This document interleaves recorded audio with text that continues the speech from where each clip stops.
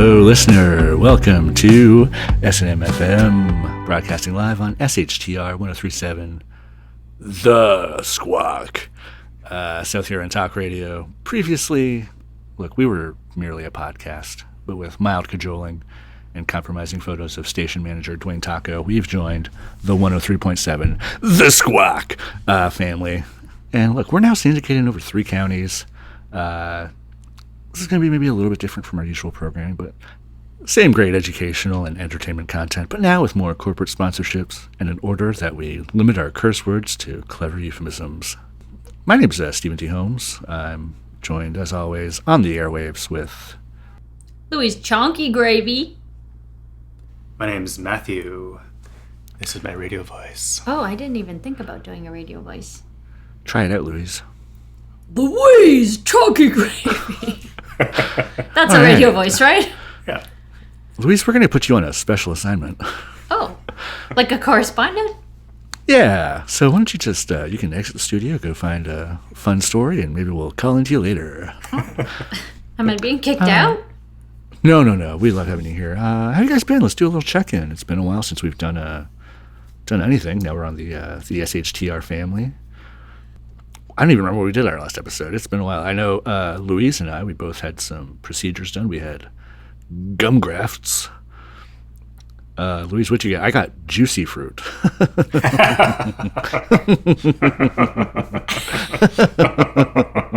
I'm more of a Hubba Bubba girl myself. Oh. Hubba Bubba girly. Did they leave the comic in there, or did they take it out and give it to you? It's still in there. I think I ate it. Uh-oh. Gonna be pooping out some Bazooka Joe. Hubba Bubba butt. Am I right? Bubba butt. Blowing bubbles at your butt. Yeah. And Matt, you also had a procedure done. What did you get done? I got a new face. It was alarming. Did you can do that nowadays? You can get an entire new face. So I thought... Like Nicolas Cage. Yeah. And you may notice I look a lot like Nicolas Cage because I got the Nicolas Cage special. Yeah, but you're avoiding talking about the other procedure you got, which he had a BBL. And Louise, do you want to explain that? Yeah, it's the Brazilian butt lift. Mm-hmm. The worst part about it is I also got my butt enlarged considerably. I've always wanted a bit of a cushier tush, and now we have to replace all our chairs because I don't fit into them. So that's been very expensive. But you gotta... people really stare at when you walk. Matt, they like it. You walk in, you say, "Hey, is that Nicolas Cage?" But you walk out, you say, Exactly. Well, I think that's great. It's nice to see you guys. Nice to be back. That brings us to our theme for today. Smoother than a butter dolphin. That's smooth. It's so smooth. That's slippery. I really want to touch a dolphin. Do you guys ever get that urge? I'm curious to know what a dolphin feels like. I think I have an idea, but I don't know. I don't know how firm they are. Probably pretty firm. I would think I so. kind of imagine like a hot dog. Okay, yeah. I was thinking a bit firmer than that. I was thinking more like a tire, like a wet tire. Mm-hmm. Like a tire has like a texture. It wouldn't have that. It'd be like... But like the firmness of it, when you push on like a car tire, it's very firm. That? I guess. I don't know. You think they're squishier than that? I think hot dog. I mean, I feel like they are probably all muscle. Yeah, they seem very thick. Yeah. Hey, listen, listeners, if you've ever touched a dolphin, call in or just let us know if you think dolphin tire or hot dog. Bring, bring, bring. Oh, we got a caller already. Yeah, on the phone. Hey, I'm Tim. I work at the South Huron Aquarium. Uh-huh. Just wanted to let you know I have touched a dolphin. Oh, yeah? But then I lost my job because you're not allowed to do that. Oh. Well, what was it like? Could you quickly tell us, was it more hot dog or tire? Let me just say it was thick. It was so thick. All right. Oh, he's gone. Okay. I didn't know that there was an aquarium in South Huron. Yeah, big deal. Yeah. Though there has One been of the allegations biggest. of dolphin diddling. Yeah. What? It's also allegation gators. Alligators. Alligators? Allegations. They look at you. They have questions. Mm-hmm. quick, lightning round. Do you know the difference between a crocodile and an alligator? One has a longer snout. The other one's kind of more rounded. Also, they're found in America. Whereas crocodiles are found, I feel, more Africa, Asia, Steve, Australia. We've got to do trivia night together. I'd be happy to. Yeah. If there's anything about animals or anime, I'm in. It's just like a regular veterinarian we have over here. Yeah, ask me any animal question. I'll answer it for you.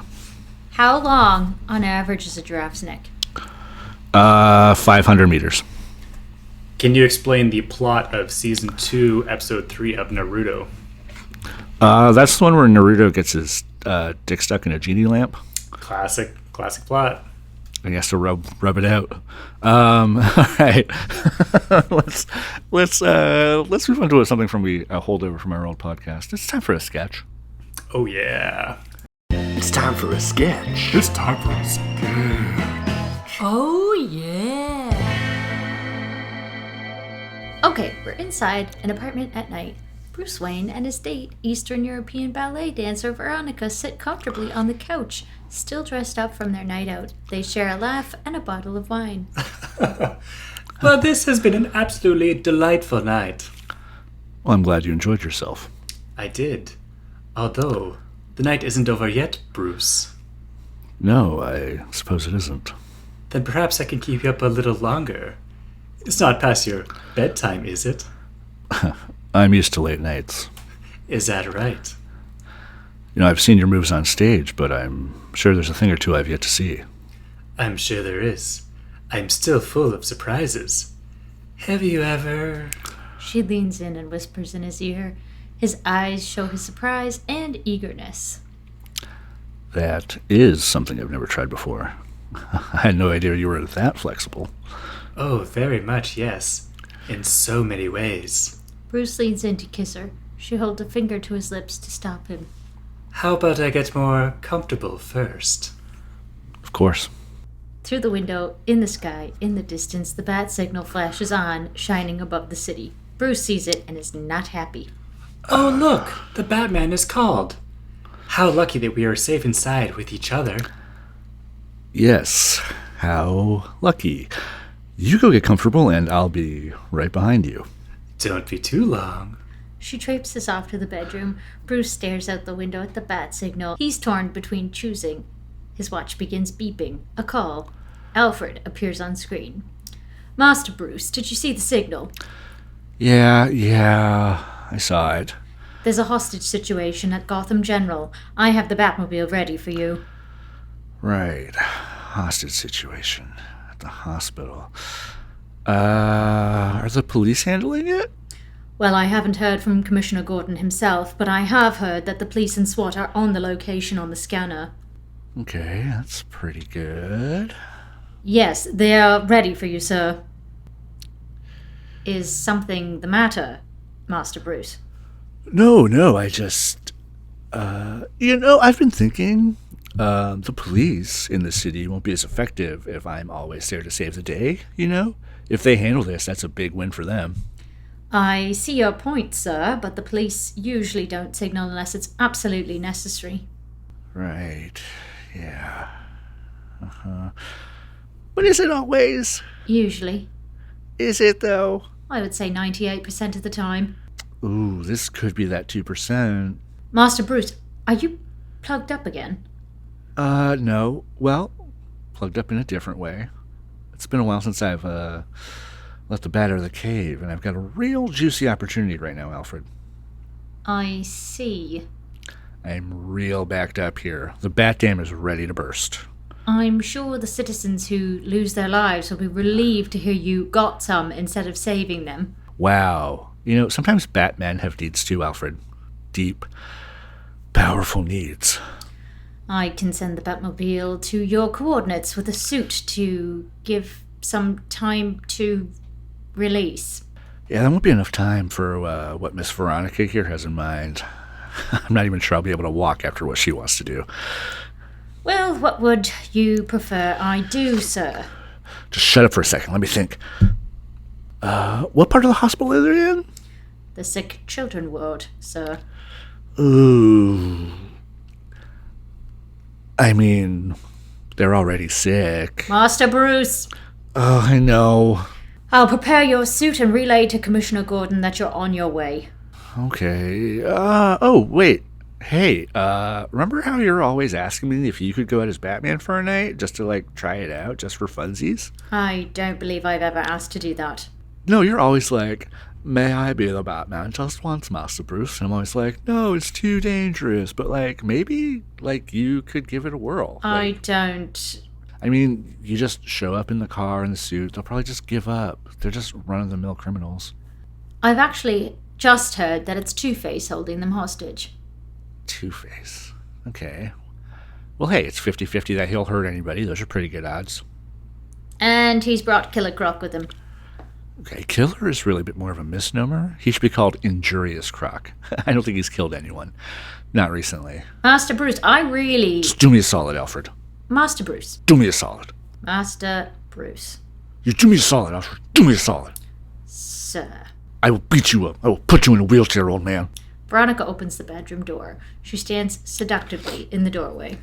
You've kept me waiting long enough, Brucey. Veronica, I have to... She sees the bat signal is still in the sky. Oh dear. The Batman has been called, but he has still not shown up. Maybe he's really busy with something.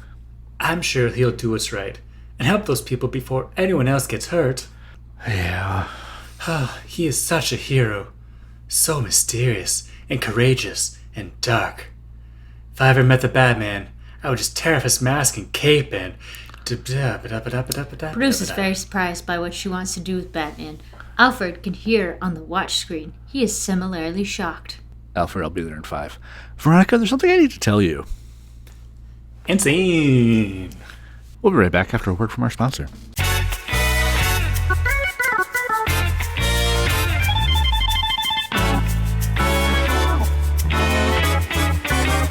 Now, a word from our sponsor. Hi, I'm Big Gurk with Little Dills. Get your fill of the littlest and dilliest pickles in all of southwestern Ontario. You won't find a punier pickle. I studied biotechnology at MIT for 11 years so I could genetically engineer the smallest cucumber biologically possible. Sure, you can put them in your cocktails, but they are not cocktail gherkins! Anybody who suggests that they are cocktail gherkins might as well go into hiding, 'cause I'll kill you! We got flavors like dill, garlic, mean bean, hot honey, big chunky corn salsa, cucumber, vinegar, pickled cucumber, Cool Ranch Dorito, Yorkshire pudding, sour cream and onion, lemon okra, slammin' salmon. Sounds kinda gross. 8th grade gym shoe, chihuahua. You'll smirk when you see Big Gurks, 'cause we got Little Dills.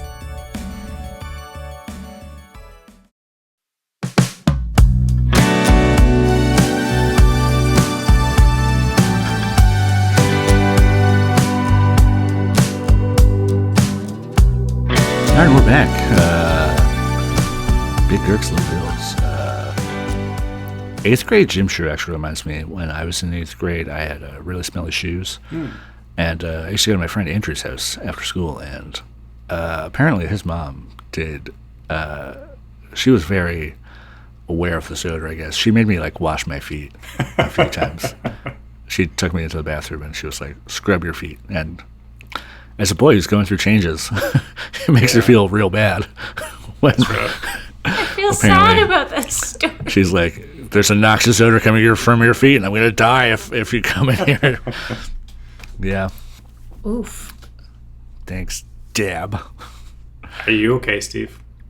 I'm fine. Although I do, I find that and some odor-related bullying from some girls, also during puberty, really make me sometimes, like, if I'm always like, I'm not so much about my body, but my car. I'm always like, you get like nose blind. If someone new comes in my car, I'm always like, does my car smell? Because it's so rooted in me that I can put out some odors. Apparently.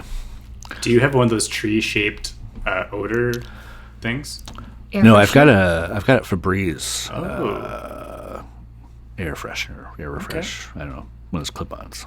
So when people when you ask them, hey, what does it smell like in my car? What do they say? They say it smells like a nasty butt, and I say, thanks, Febreze. Febreze, nasty butt. It's a new flavor. Ugh. But speaking of flavors, thanks to Big Gurk, and Big Gurk gave us 2 jars of Big Gurk's spicy bread and butter. We're going to give these away to a caller. So if you dial the number and call it, if you're caller number 7, we'll ask you a couple questions, and you'll get a chance to win Big Gurk's spicy bread and butter. A couple jars of that. Maybe we'll have you call after this song we got coming up. We got some great music on the way. Before we get to that, though, what have you guys been listening to? Sabrina Carpenter. Sabrina Carpenter? Yeah. I haven't checked her out. Yeah, her Christmas stuff was fun. The Fruitcake album, super fun. It's suggestive. Yeah. Oh. Quite suggestive. It's horny. Interesting. Oh. Super fun, though. I might have to check it out. She's someone I'm not in the zeitgeist. I'm surprised you guys know who she is. Excuse me. I'm very hip. I have all the Riz, okay? Oh, you're the Rizzler, okay. All right, Mr. Hitman, what are you listening to? Huh? Yeah. Lately I've been listening to, also hip, Gracie Abrams. That's been on my list. Big fan. Also, some Lauren Mayberry. Her solo album that she put out. It's Who? really good. Did you just make that up? These are made up Nope. bands. Lauren Yeah, Mayberry, you made that she's... up. Laura Nope, Mayberry?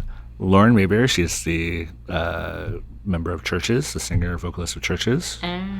She put out a solo album called Vicious Creatures, really good. And Grace Abrams, obviously, J.J. Abrams' daughter, also... she was opening for Taylor Swift on the Eras tour. Oh. Yeah, Matt, pass the puck back to you. What have you been putting in those headphones? Well, I recently watched A Complete Unknown, the biopic about Bob Dylan, starring Timothée Chalamet, and I loved it. What a fun movie. So I've been listening to a lot of Timothée Chalamet, but I haven't actually found much of him actually saying things or anything. So I found a Timothée Chalamet impersonator on Fiverr that I paid to read me Wikipedia articles I thought would be interesting. So kind of do multiple things at the same time. Like you learn while you're listening. Yeah. And you get the sweet tone of Timothée Chalamet. Who? Timothée Chalamet? Mm-hmm. Tim. Okay. What have you been learning? Oh, so I learned a lot about the Russian Revolution. That was really fascinating, which led me to the next thing I paid the guy from Fiverr to impersonate as Timothée Chalamet, the French Revolution. So I kind of went on a different revolution binge. So I learned a lot about Napoleon. I learned about how accurate the recent movie was. Napoleon, the movie. The answer, not very. And I heard all of this with the charming, soothing voice of this Timothée Chalamet impersonator, who is, he says he's kind of weird, but it's pretty close. It's pretty accurate. Right. Was the Napoleon movie not up to date because he watched Napoleon Dynamite? Oh, is there a difference? Was there a Pedro? Yeah, and he said one of the most inaccurate things is like they didn't have tetherball in France at that time. It was outlawed by the monarchy. Interesting. I don't know if you're following along, listener, but I'm lost. Wait, Ship me off to the Isle of Corsica. Is that a Napoleon reference? Yes. Nailed it. All right. Well, that's what we've been listening to. We're going to let you listen to a song right now. This is a song from the very, very, very talented Charlie Weber and the Glorious Failures off of his sophomore album, Gold Never Stays. This is Southeastern Home.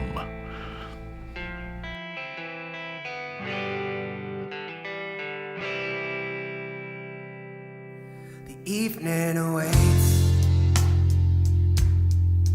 as the sun hangs the moon from the trees. Give me a break as I I try to find the room to breathe. Now I've been known to burn my bridges from the wrong side, cast my stones. Cracks form, then they multiply, and my legs start to fail me every time I look in your eyes. Now don't get me wrong, I ain't leaving this place till you come home and reveal my face for what it is.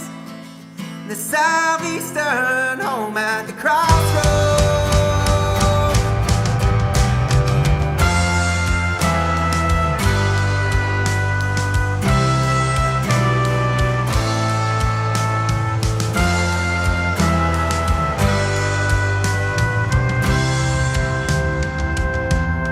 Morning subsides as I realize what has been done. Just close your eyes. Faded scenes become so vivid. Now I could tell by the way that you hung your head. You were hopeful, but gold never stays. I was wishing for even a minute, girl, could be anyone other than me. Now don't get me wrong, I ain't leaving this place till you come home and reveal my face for what it is. The southeastern home at the crossroads. Now don't get me wrong, I ain't leaving this place till you come home and reveal my face for what it is. Southeastern home at the crossroads.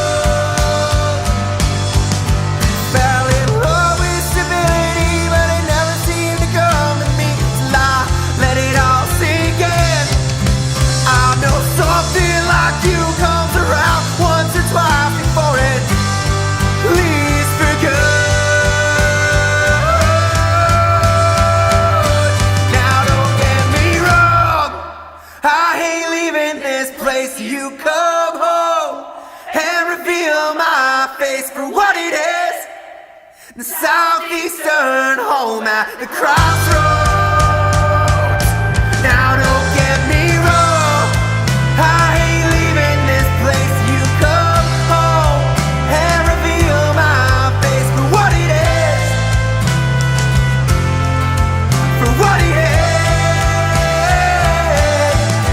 For what it is. For what it is. For what it is.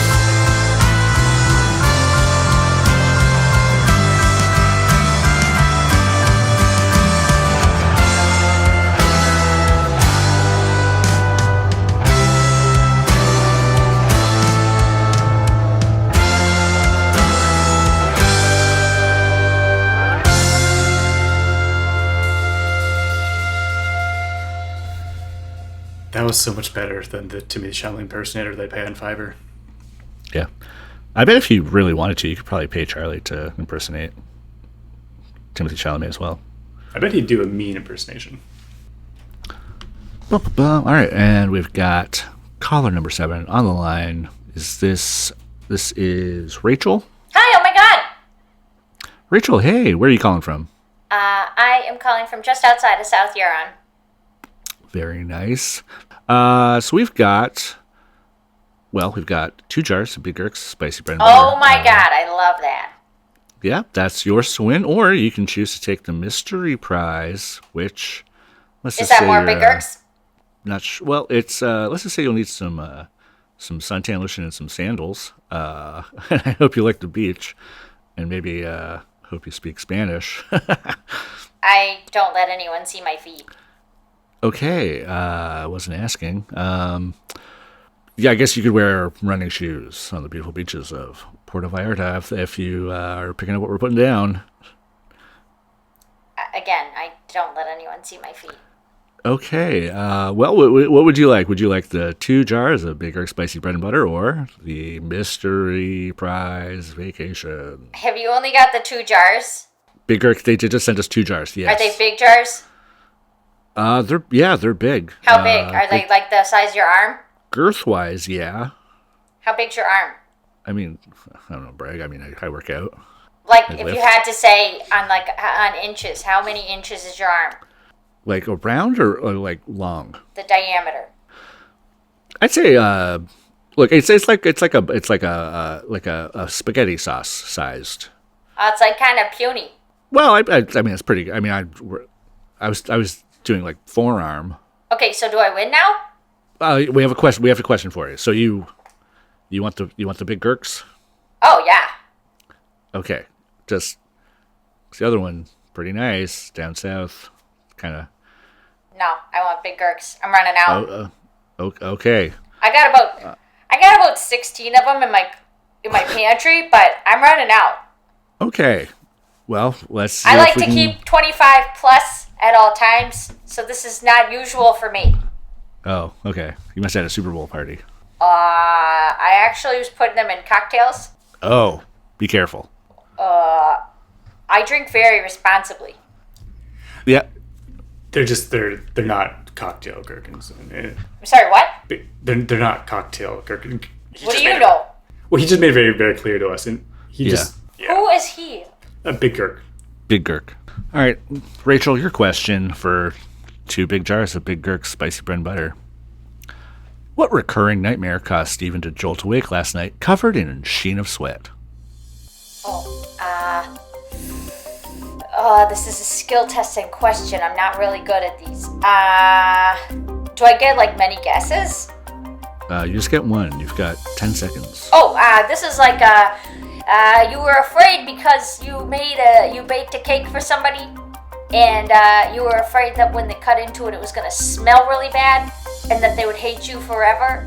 And then someone's mom was yelling at you from the other room, and they just kept saying, "Smelly Steve, you are disgusting," and you started crying, and then you realized you were in front of your entire 5th grade class crying, and that you didn't have any pants on, but they were eating your disgusting cake, and it just oozed stick, and you were crying and crying and crying. Rachel? It was actually a pie, not a cake. What? Yeah. But you know what? We're going to send you home with some small jars of Big Gurk's 8th grade stinky shoes. Wait, so I still get it? Well, not the Big Gurk spicy bread and butter, but we like small jars of the 8th grade gym shoes. How small is the jar? It's like Matt's arm width. How big is that? Well, let's just say I do not work out. Oh, crap. Let's just say when it comes to taking groceries home from the grocery store, I have a real hard time.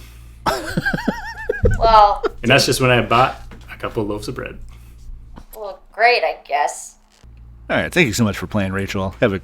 Enjoy the rest of your night. Bye. Pucker up, Buttercup, because it's time for Millie's Kissing Booth with me, Millie. If there's one thing I know, it's boys. How to bake them and then date them, tease them and then squeeze them, woo them and then smoocheroo them. Boys. Hey, we've got a guest in the studio with us now. Valentine's Day just happened, probably. And so it's a little too late, but maybe you gotta get ready for next year. Maybe you spent this Valentine's Day alone. I know I did. So let's get ready for next year with some tips. It's time for Millie's Kissing Booth. Hello, everybody. Hi, Millie. How's it going? Good. Good. How are you doing? So good. I love this segment. Okay. Yeah. Did you have a date for Valentine's Day? Did I ever? Yeah. Just one. Oh yeah. No, you guys know me. I had so many dates lined up. Uh-huh. And Millie, we've heard... I had a bunch of dates lined up. I think they were Bejewel. Bejewel dates. They're it's a type of date, like the dried fruit. Steve, I told you, if you just followed my advice from last time. Well, I'm ready now. I'm ready to listen. It's really sinking in how devastatingly alone I am. So you've got some tips for kissing. Oh yeah, because a lot of people think that to be successful in love, you need to be swiping right, but actually you just have to kiss correctly. Okay. Okay, can I, before we start with the technique, when would you say is like the best time for a first kiss? I would say you've got to wait until approximately 182 minutes into your first date. Oh, that's very precise. Okay. Yeah. Can we talk about the technique? So you're at 182 minutes. You've timed it down to the second. Yeah. You're ready to go. Yeah. What do you recommend? So at this point in time, maybe the waiter has gone to get your desserts, okay? And then you're going to lean across the table and you're going to give kind of a look in your eyes that says, it's time, baby. And then you get real close. And if they are the one for you, they are going to know this look. They're going to look at you and think, oh, those lips look pretty luscious, because you will have applied Millie's lip balm. Okay. It is $8.99. Actually, it's 2 installments of $8.99 USD. And you'll have applied this in advance. At this time, it'll still be a little sticky. And it tastes like cinnamon. And my kisses have never been sticky. Should kisses be sticky? Oh yeah. Okay. Oh yeah. Okay. So you're gonna give them the look at 181 minutes. Okay. Because it takes like a 1 minute time for them to figure out what you're putting down. You know. So you're just looking at them for a minute. Yes. You make your eyes intense and sexy. And then you lean in and you start licking your lips hard. And then you get uncomfortably close and they're going to figure it out. And then you smack into them, almost like you were going to chip their tooth. And then you go, oh, excuse me. And then while they put their hand up to their mouth, you slowly take their hand and hold it. And then they get all turned on. And then you kiss them. And I would recommend medium pressure. Mm-hmm. Don't unleash the beast, okay? And then you're going to want to make it very wet. So first sticky, then wet. Yeah, both at the same time. I do have a question. Okay, sticky wet. The timing is so intricate. The timing's so intricate here. What happens if it's 181 minutes, but your date's in the bathroom? Oh boy. I recommend knocking on the door of the bathroom. Okay. And shouting in, it's an emergency, and just see if they'll come out, and then just go for it. Okay. Millie, what do you recommend for someone like me who has unusually large lips? My lips have been notably about 5 times as large as a normal person's, as you can see. What do you recommend for someone like me when kissing? He did get some work done. It went very wrong. He got a BBL and a BBL, which is lips. Well, I would recommend upgrading to Millie's super sexy lip gloss, which is 3 installments of $10.99 USD. But it's more of a gloss jelly, and those sexy lips of yours will just get even bigger. Just a logistics question, Millie. Can I not pay it in installments? Can I just pay you up front for the lip gloss? Seems unnecessarily complex. That'd be great. Okay. Just one last one for me. Before I had my lip enlargement, I was called Matty No Lips because I had no lips. What do you recommend for someone like my prior self who had no lips, just all teeth? Oh, okay.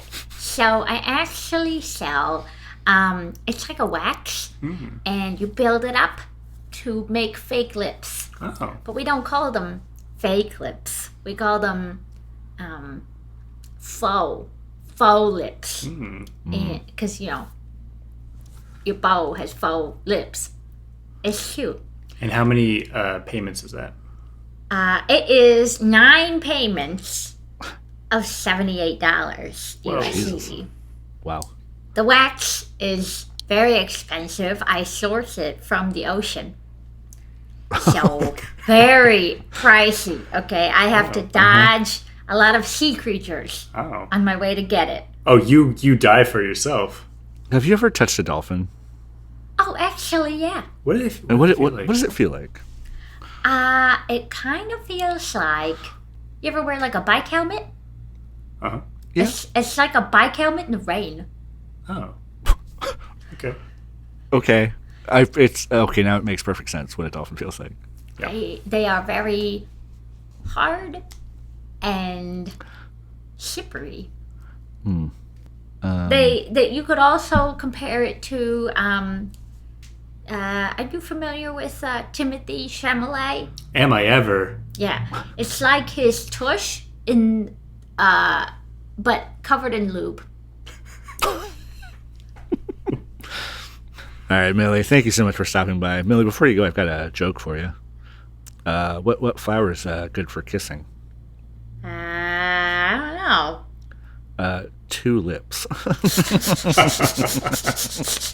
Thank you so much, Millie. We'll see you again soon with some more tips. See ya. Good luck. Thank you so much. Thank you, Millie. All right, guys, it's time to find out if someone's the asshole. This is a popular thing you've probably seen on the internet. People go on this website called Reddit, and they'll ask, are they the asshole? And every time Steve writes in, it's true! Look, I've ruined a couple weddings. Whatever. All right, today we have a question. Not from me, someone asking if they're the asshole. The title here is, am I the asshole for getting mad at my girlfriend for getting a tattoo? Going off that, I'm going to probably say, yeah, you're probably the asshole. So they write here, me, 28M, and my girlfriend, 26F, have been seeing each other for 3 years. Everything's been going really great, but the other day she came home and told me she had a surprise and revealed a full back tattoo. When I saw it, I was immediately upset and asked her why she would do something so horrible. She was upset with my reaction, and we haven't talked since. Some background. I am horribly allergic to tattoo ink. If I touch it or someone's skin that has a tattoo, I could die. I could literally explode. It runs in my family, and is actually how my father died. He bumped into the rocks, Brahma bull tattoo, and died instantly. It was like he was gored by that bull's horns. There was blood everywhere. It ruined my sister's bat mitzvah. Now I can't touch my girlfriend's back, my favorite part of her body, without horribly dying. What's worse, the tattoo she got was of my father's death in the style of a Ren and Stimpy cartoon, a cartoon style she knew my father despised. Am I the asshole? I have a similar tattoo story. Uh-huh. I saw the movie Memento. Yeah. Well, I saw the movie Memento, and I saw how he wrote down things to remind himself on his thigh, on his shoulders, everywhere. Tattoos. Yep. So I thought it'd be really useful to get tattoos of my grocery list, things to pick up every once in a while, milk, bread, eggs, Haagen-Dazs. And so I tattooed someone, and they got very angry at that, and I didn't quite understand why I thought it was a great idea. Oh, so you didn't put it on yourself? No, and I was very surprised that I thought tattoos were hip. I don't know. Yeah. I mean, you do have one tattoo, and I did get mad at you for getting it. You got that, like a mustache on your finger. That was kind of popular. Yeah. A lot of hipsters did it, except you had, like, the Hitler mustache on your finger. Yeah, it was ill-advised. I was going through a phase. Yeah. But for this person here, yeah. Ooh, this is a toughie. Because, I mean, you really shouldn't try to control someone like that. They should be allowed to do whatever they want, even if it does cause your extreme, horrible death. Yeah. Like, when my high school girlfriend really wanted to hit me with her Ford F-150, I wasn't going to be like, no, I don't want to support your dreams. Like, yeah, I wound up in the hospital for 2 years, but you can't stop someone from doing what they want to do. No, yeah. Especially, I mean, yeah, like her body, her choice. Her truck, her choice. Mm-hmm. Her tattoo gun, her choice, I think, is the big three. Mm-hmm. What I do find a bit concerning, though, is the Ren and Stimpy part. Yeah. Mostly I'm thinking from the copyright infringement angle. Just because it's on your body doesn't mean that you're not infringing on copyright. And Ren and Stimpy is not in the public domain. I think it's just in that style of the cartoon, like that art style. I don't think it's actually of the characters, Ren and Stimpy. Okay, but I mean, if I do like a very close to Looney Tunes style and broadcast it, I could probably get a cease and desist. I'm just saying we should. I don't think you can copyright a style. You know, I've been trying to copyright my style for years. I keep paying the copyright board, and they keep rejecting my application. You're not gonna get. Fred Durst has been wearing a black T-shirt and khakis with the red baseball hat backwards for years. You're not. Everyone knows that's Fred Durst's. But I was first. I was first before the Durst. Were you? I say you're worse than the Durst. I have photos from when I was 9 years old in that very getup. But do you do it all for the nookie? No, I don't. It's just one of those days, Matt. It's just one of those days. Yeah. Anyways, yeah, he's the asshole. Absolutely. All right. I'm going from assholes to ball holes. It's ball talk. Ball talk. Ball talk.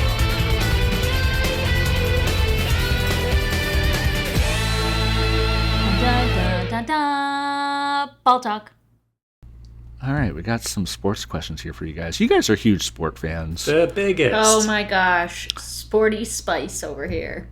Yeah. I'm more of a ginger, but... Yeah. I was going to say, Matt's ginger spice. Yeah. Those red locks. Mm-hmm. So, you guys, I just got to get your thoughts on this. You know what's up. There was a blockbuster trade that caught everyone by surprise in the NBA. The Dallas Mavericks sent star Luka Doncic to the Lakers for the always injured Anthony Davis. Now, Dallas fans, they are furious with the team for sending away their young star who led the team to the NBA Finals last year. The team cited Luka's conditioning and alluded to him being kind of out of shape as one of the reasons they traded the superstar. Meanwhile, the injury-prone Davis is already injured after hurting his groin in his debut for the Mavericks. Who do you guys think got the better of? But who do you think is better off after this trade? So I actually heard that one of the reasons they did not want to trade him in the first place was not because of his aptitude on the field, but because of his aptitude in the locker room, just entertaining the boys. I heard that he's a great juggler. Rumors had it that he had a portable unicycle that he could just bring to all the matches and unicycle around. That's how he got injured, apparently. But people thought he was such a hoot. And so I'd say the team that got him, which you said was the team that got him, they are hugely big win for them. They're gonna their morale is gonna be so high after that juggling bit. What's more important, being a hoot or being a hoop? Being a hoot, absolutely. Oh, okay. Disagree. Hoop, that is, you gotta actually play, right? And Steve, you asked who benefits the most out of this trade. The physiotherapists benefit the most. Okay, you keep pulling your groin like that, whew, you're gonna see a physio for weeks, maybe a month and a half.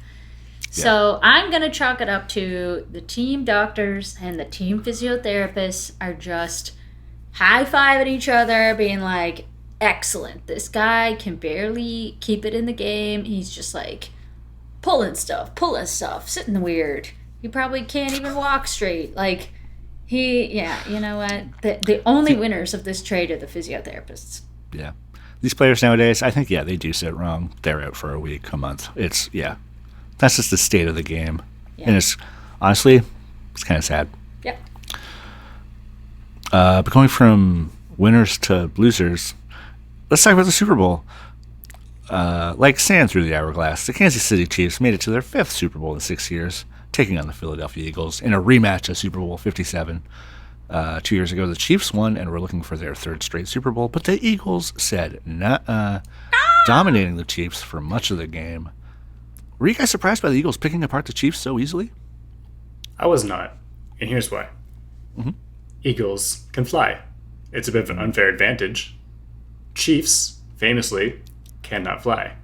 So when the Eagles just swooped down and picked up the ball and put the ball in the spot that it needed to be, which is bingo bongo, they won the game, which is the zone at the end zone as they call it. Yeah. I don't know. I was a little surprised because if you have Taylor Swift in the stands, you know, and all of her celebrity friends rooting for you, technically that is a lot of star power behind you. So you would think that if you had all that star power, you would automatically, you know, there'd be excitement in the locker room, there'd be excitement on the field. You would think that anything that happens under the eye of Taylor Swift, that it would just go really well. But I don't know. The Eagles, like, who even listens to the Eagles anymore? And they won? My dad. Yeah, definitely the dads out there. Yeah. Dads. Last question here, last topic. The Four Nations Face-Off is happening soon. What do you guys think of that? Love that movie. I thought it was a little bit unrealistic they could take the face-off and actually transplant on someone else and have it not like so seamless, especially around the edges. You think there'd be a lot of like blood and that kind of thing. Mm-hmm. So I think that was a bit of an unrealistic take on it. Why? Because when yours happened, it was like you're one less... to talk. Well, yeah. I mean, guys, look at it. It's obvious that there's big stitches on the side here. It's a mess. It honestly kind of smells too. Yeah, but not bad, right? No, apart from the obvious gangrene and. I mean, it smells a lot better than Steve's shoes. What? Yeah, brutal. Guys. All right, that was ball talk. You keep playing with your balls, we'll keep talking about it.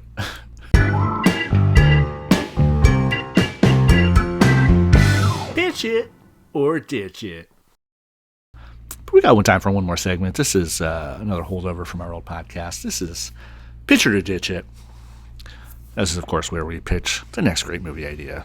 Matt and I, we've written several Hollywood blockbusters, all as of yet unproduced. However, hey, did Beethoven's first sonata, was that the first one he wrote? Was that the one that everyone knows?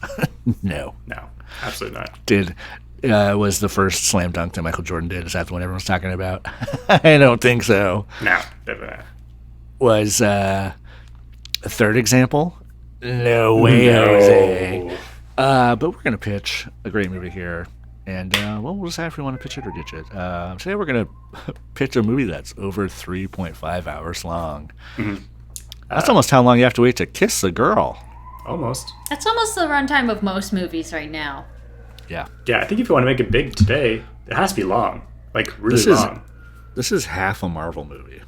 Yeah. I think people need to see, like, oh, I spent $15 on a movie ticket. How many hours of entertainment does that get me? They want the longest possible.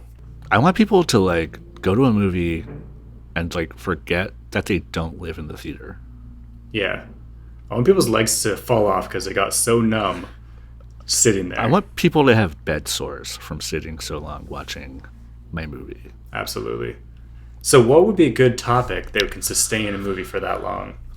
I do find, like, a lot of times it's, like, those longest movies, they're either, like, a comic book adaptation or... Scorsese. Or a biopic or a... Who do you want to do a biopic about? Is there anyone on your list of idols that hasn't really been covered nowadays? I know you're a big Genghis Khan fan. Oh, I love, as I hear it sometimes, Genghis Khan. Ooh. Apparently he's like a million offspring or something if you like technically trace through. Yeah. Like, it's not actually all that big of a deal to be descended from Genghis Khan. Yeah, isn't that wild? That's pretty wild. Yeah. I mean, we could just do a movie about all the times you fucked. I mean, it'd be a long movie. Yeah. Way more than 3.5 hours. I bet he always waited 182 minutes. Oh, yeah. He's a gentleman. He's a gentleman. So one thing you know about Genghis Khan, he was a gentleman. That's what I think of. His nickname was Gentleman Genghis Khan. Okay, so why don't we do the Genghis Khan biopic? But Yeah. that requires knowing anything about Genghis Khan. I think And we do. We know so much. He's a hypercopulator. He is a gentleman. Hypercopulator. I think that should be the title of the movie. Did you say Hypercopulator. populator? Copulator. Oh. But then maybe the tagline could be the world's most prolific populator. Hypercopulator. I'm Gotta gonna calculate to say. populate, I as they feel say. like this is no legs.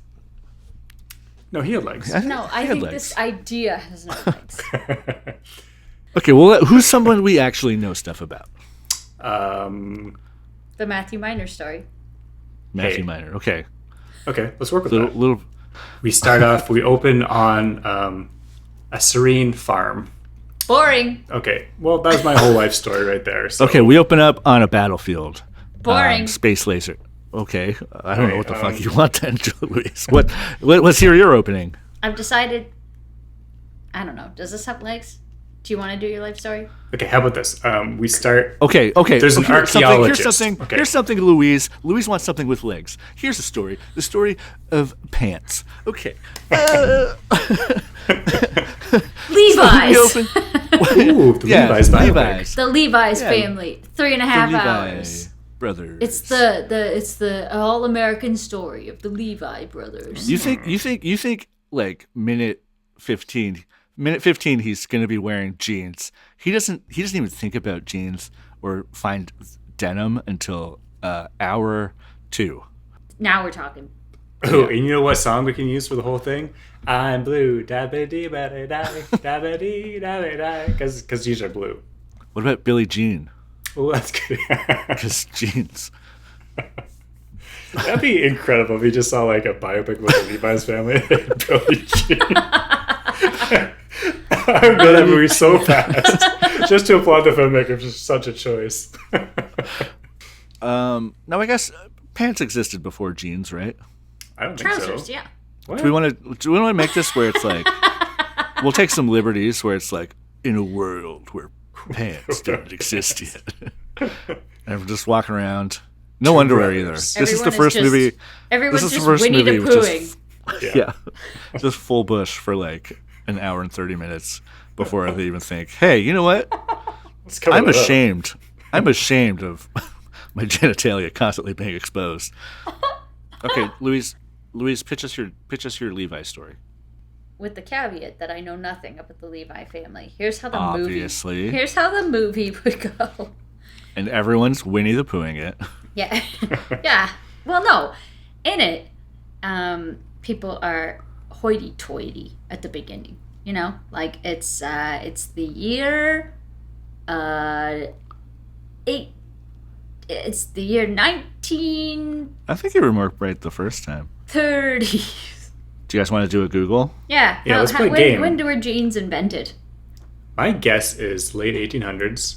Yeah, I was gonna say. You gotta be more specific. 1893. 1890. I'm gonna say 1876.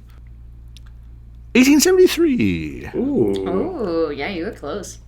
The birthday of the blue jeans. Okay, so 1873. So this takes place in 1850. And, yeah, someone's giving young Eugene Levi shit because he won't wear his trousers. Is young Eugene Levi being played by an old Eugene Levy?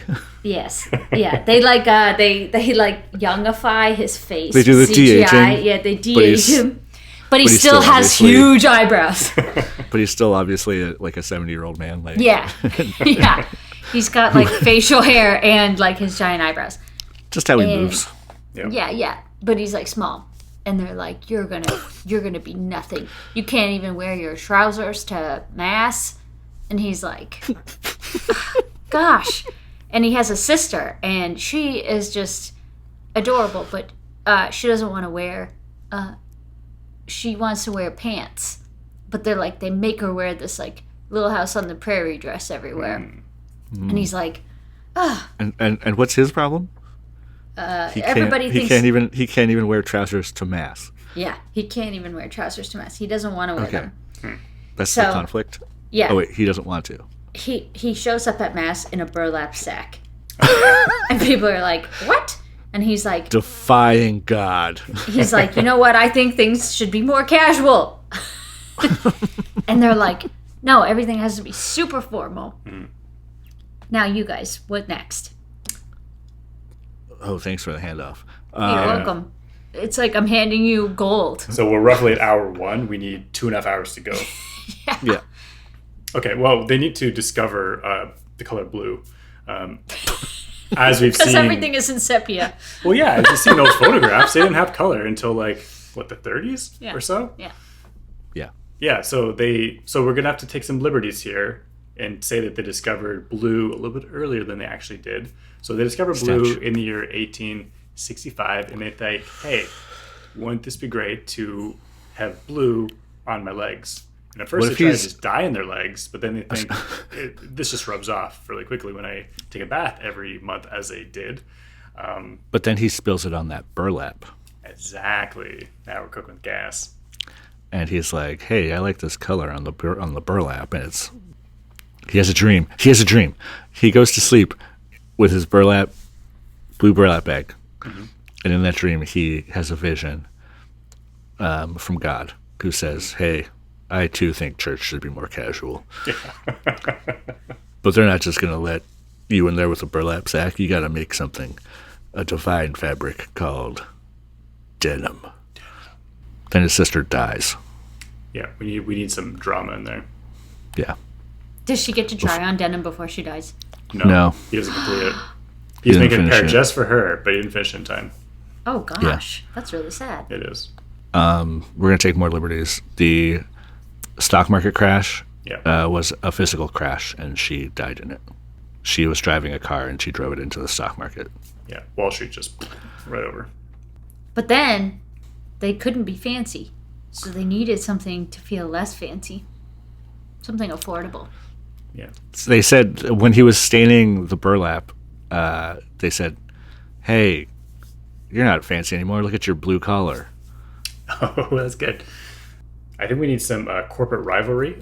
So Mr. Jordash is his childhood friend who they have a falling out. I was going to say Kyle Cargo Pants. The cargo pant fortune. The cargos. They were into shipping and then they switched. His friend, Mickey Khaki. And Bobby Tearaway. Chip Corduroy. Do you guys remember cords? Did you ever call them cords? Yeah, I'd say cords. I had cords. Yeah, they're very warm. Anytime I went to school, I was upset because you could just hear yourself coming and going all the time. We should have done a movie about cords. All right, here, we're going to switch to marketing for a moment. For the Cords movie. Can you imagine a movie poster that, is cord texture? Ooh. Wouldn't that be fun? Yeah. The marketing department does not have that budget. Okay. That's a lot, probably. Yeah, it'd be expensive. But still, I like it. There'd be a few. They could put a few of those out there. Yeah. Who's touching movie posters? They would if they felt like cords. I would absolutely touch that. You're gonna actively touch a poster that feels like a bus seat? Yeah. I wouldn't know what that feels like. Just put the poster right on the bus seat. Yeah. Your curiosity is killing you. Yeah. I think of all the films we've ever come up with, this might be the hit. No, I think this one has bones. I'm going to disagree and say we pitched this one because I think biopics are in. Okay, pitch it. Definitely be 3.5 hours long. It'd be so long. Might be maybe 4. We could just go all out. And we just in real time watch him make the first pair of Levi's. Up until then, it's a fast-moving, fast-paced movie, and then it just comes to a screeching halt where it turns into an ASMR video of him just actually cutting and stitching, and that might be very satisfying ASMR, like the scissors, like. Oh, I've watched some videos of guys making suits. Oh yeah, okay. Yeah, they've got some nice scissors. Yeah, I bet. Yeah. Fabric cutting scissors, that's nice. What's your all-time favorite sound? Is it when you're doing gift wrap paper and you got the scissors and you go shh? You know what I'm talking about? The glide. I don't. I kind of like the soft, kind of crackling, popping sound of Rice Krispies when they've had the milk poured on them. That is very satisfying. Louise? Favorite sound? Yeah. I don't know. That's too big a question. Okay, fair enough. We'll ditch it. Okay, all right. Yep, just the whole thing. Yep. Scrap it. Get out of here. We'll do better next time. Snow cops and waddlers. But yeah, hey, we'll do better next time. And we hope you join us next time. We'll have more sports talk. We'll have more Millie. We'll have more music. But we'll say thank you so much for listening. We'll hope you tune in next time. Check us out on the SMexperience YouTube channel. We put out new videos every month. And also listen to our other podcasts, Corntown. It's a true crime parody podcast, and The Spooky Minutes, the podcast where childhood fears come to life. Lots of fun there. And thank you so much for Big Gurks for sponsoring this episode. Buy your Big Gurks wherever you find little Dills. And we'll see you next time. Until then, this has been SNMFM.